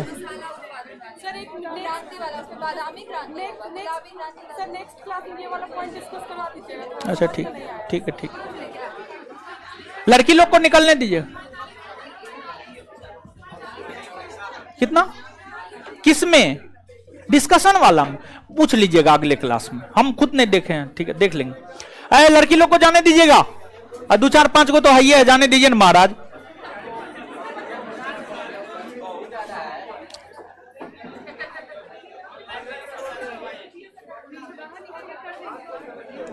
इधर से लड़की लोग को इधर से निकालिएगा, लड़का को सीधे निकालिए। अरे बकलोल भी सब बोलिए ना, बौके है सब। खुश रहिए, खुश रहिए, खुश रहिए। बोलिए, जगह दीजिए, जगह देगा। लड़की का सम्मान कीजिए आप लोग, सुप्रीम कोर्ट कहा है लड़की का सम्मान किया जाना चाहिए। ये देखिए गिराएगी बकलोलवी, अब बेंच गिरेगा, आराम से निकलिए ना, हाथ पैर तोड़ लीजिएगा आप लोग अपना, आराम से, आराम से, आराम से, हड़बड़ाना ना है।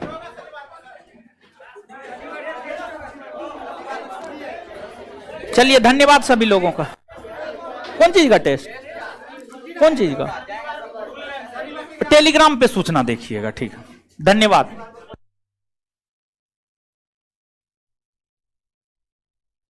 घटना चक्र जो पीसीएस का घटना चक्र है, जो यूपीएससी, बीपीएससी, यूपीपीसीएस, इस सब का घटना चक्र है, वही घटना चक्र के विषय में बोले हैं। खुश रहिए। State PCS